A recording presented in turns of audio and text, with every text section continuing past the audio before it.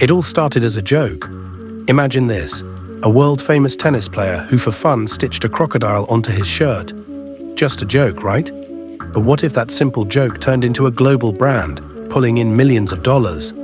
This is the incredible story of René Lacoste, a tennis legend who went from cracking jokes about crocodiles to building an empire.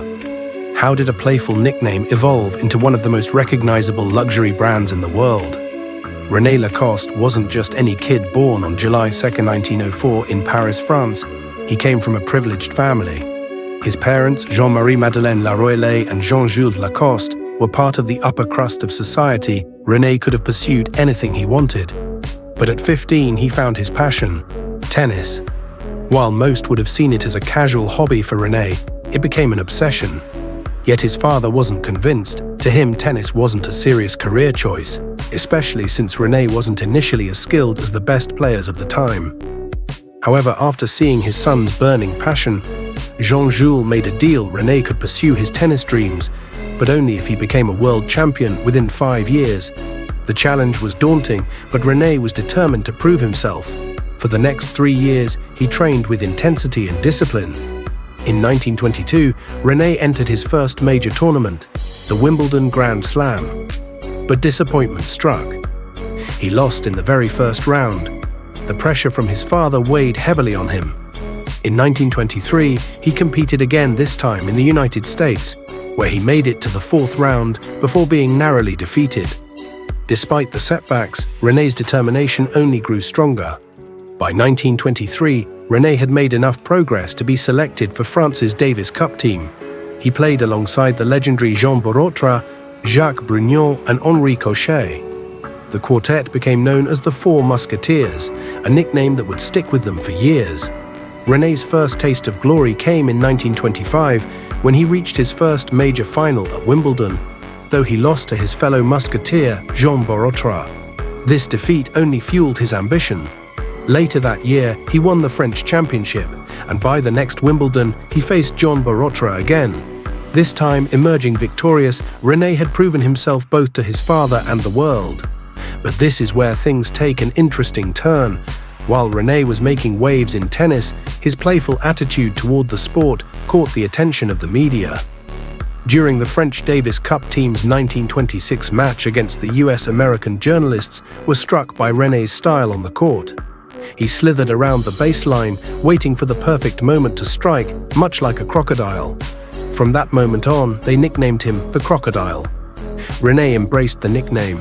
It symbolized his tenacity and never-give-up attitude, both on and off the court. The nickname spread, and soon after, René's friend Robert George designed a small crocodile emblem, which was stitched onto René's blazer. The playful logo quickly became a signature part of his wardrobe, turning heads everywhere he went. It wasn't until 1933, however, that Lacoste as a brand was officially born. René, always one for innovation, noticed that traditional long-sleeve tennis shirts were uncomfortable and restricted movement. He wanted to create something better.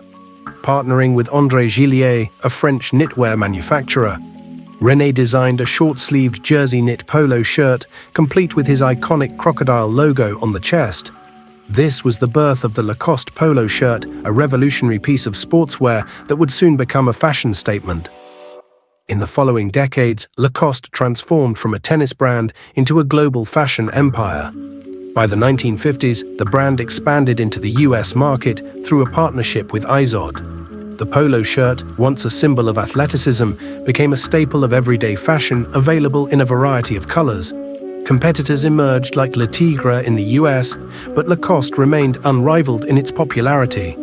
Even after René's retirement from tennis in the 1930s, he continued to innovate, designing the first steel tennis racket in the 1960s. His legacy was carried on by his son, Bernard Lacoste, who expanded the brand into new areas, including footwear, eyewear, perfume, and leather goods. In 2005, Bernard passed the torch to his brother Michel Lacoste, who further cemented the brand's status as a luxury label. But Lacoste didn't stop there. By the 2010s, the brand had embraced the digital age, launching a US e-commerce site and signing top athletes like Novak Djokovic as its global ambassador. Today, Djokovic proudly wears the crocodile logo, continuing René's legacy on the tennis court.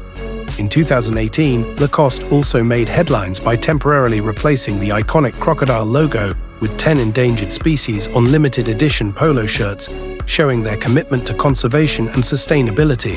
The campaign was a success, further solidifying Lacoste's relevance in the modern fashion world. Today, Lacoste is a billion-dollar company, its iconic crocodile logo recognized worldwide. The brand continues to grow, partnering with global sports stars and celebrities, and staying true to its sports-inspired roots while evolving into a leader in high-end fashion. The story of Lacoste is one of innovation, resilience, and a playful crocodile that captured the world's imagination.